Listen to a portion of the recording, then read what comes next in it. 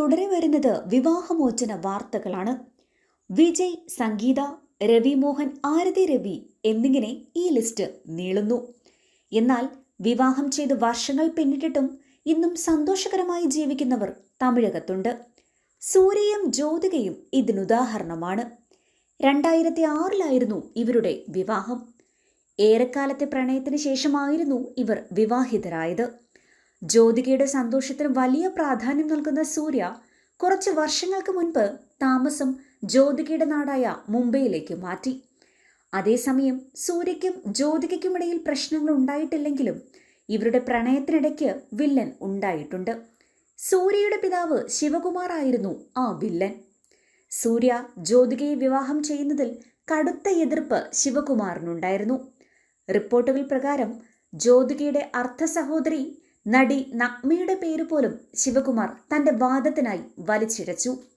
ജ്യോതികയുടെ അമ്മ ഷെമ കാസിയുടെ ആദ്യ ഭർത്താവ് അരവിന്ദ് മൊറാർജിയുടെ മകളാണ് നഗ്മ. വ്യവസായിയായിരുന്നു അദ്ദേഹം. നഗ്മ ജനിച്ചതിന് ശേഷം ഷെമ കാസിയും അരവിന്ദ് മൊറാർജിയും പിരിഞ്ഞു. ഈ വിവാഹബന്ധം വേർപിരിഞ്ഞ ശേഷമാണ് സിനിമാ നിർമ്മാതാവായ ചന്ദർ സത്ന ഷെമയുടെ ജീവിത പങ്കാളിയായത്. ഈ വിവാഹബന്ധത്തിൽ പിറന്ന മകളാണ് ജ്യോതിക. നഗ്മയുടെ പിതാവും ചന്ദർ സത്നയാണെന്നാണ് ആരാധകർ കരുതിയത്. എന്നാൽ ഒരിക്കൽ ഒരു അഭിമുഖത്തിൽ തന്റെ അച്ഛനെക്കുറിച്ചും അമ്മയുടെ രണ്ടാം വിവാഹത്തെക്കുറിച്ചുമെല്ലാം നഗ്മ തുറന്നു സംസാരിക്കുകയുണ്ടായി. അപ്പോഴേക്കും ജ്യോതിക തമിഴ് സിനിമാ രംഗത്തെ താരമായി മാറിയിട്ടുണ്ട്. ഇരുവരുടെയും കുടുംബ രഹസ്യങ്ങൾ എന്ന പേരിൽ നഗ്മയുടെ അഭിമുഖങ്ങൾ ഗോസിപ്പ് കോളങ്ങളിൽ ചർച്ചയായി. യഥാസ്ഥിതികനായ ശിവകുമാറിന് ഇത് ഇഷ്ടമായില്ല. ജ്യോതികയുടെ കുടുംബ വിഷയം വാർത്തയായത് ശിവകുമാർ സൂര്യയോട് സംസാരിച്ചു. ഇങ്ങനെയൊരു കുടുംബത്തിൽ നിന്ന് ബന്ധം വേണ്ടെന്ന തരത്തിൽ സംസാരിക്കുകയും ചെയ്തു എന്നാണ് അന്ന് പുറത്തുവന്ന റിപ്പോർട്ടുകൾ. എന്നാൽ സൂര്യ തീരുമാനം മാറ്റിയില്ല.